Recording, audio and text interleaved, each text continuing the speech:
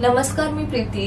मी मराठी लाईव्हच्या prime time मध्ये तुम्हा सर्वांचं खूप स्वागत. मुंबईत 26/11 रोजी झालेल्या दहशतवादी हल्ल्याच्या आठवणी अजूनही देशवासियांच्या मनात ताज्या आहेत. 2008 मध्ये झालेल्या या हल्ल्यात 166 पेक्षा जास्त जणांचा मृत्यू झाला, तसेच 200 पेक्षा जास्त जण जखमी झाले होते. आता देशात 26/11 सारखा हल्ला करण्याचा धमकी देणारा मेल गुजरातमधील सरकारी संस्थांना आला. त्यानंतर सायबर मेल आणि ATS सक्रिय झाले. 6 मार्च रोजी आलेल्या या ईमेलचा तपास सुरू करण्यात आला. शेवटी हा ईमेल पाठवणाऱ्या व्यक्तीस अटक करण्यात आली आहे. शरद पवार यांच्या राष्ट्रवादीचे 2 गट झाल्यानंतर काका आणि पुतण्याच्या लढाईने राजकारणाचे फासे कुणाच्या बाजूने आहेत हे कळेनासे झाले आहे.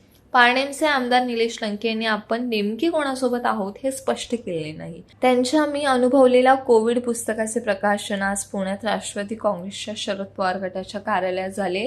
यावेळी शरद पवार यांनी निलेश लंके यांचे स्वागत केलं.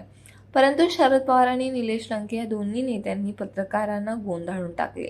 निलेश लंके यांनी अजित पवार गटाला सोडचिठ्ठी दिली का या प्रश्नावर दोन्ही नेत्यांनी स्पष्ट उत्तर देण्याचं टाळलं.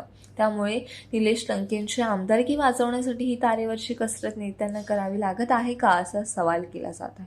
शिक्षकांना देवाचं रूप मानलं जातं, पण काही वेळा शिक्षकांचं दुसरं भीषण रूप समोर आलं तर अशीच एक धक्कादायक घटना मुंबईत उघडकीस आली आहे.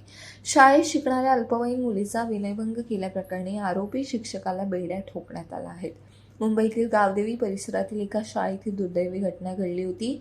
धक्कादायक गोष्ट म्हणजे शाळेत समुपदेशनाचे सेशन आयोजित करण्यात आले तेव्हा त्या भेदरलेल्या विद्यार्थिनीने रडत रडत हा प्रकार उघड केला. महिनाभर या मुलीला हा त्रास सहन करावा लागत होता.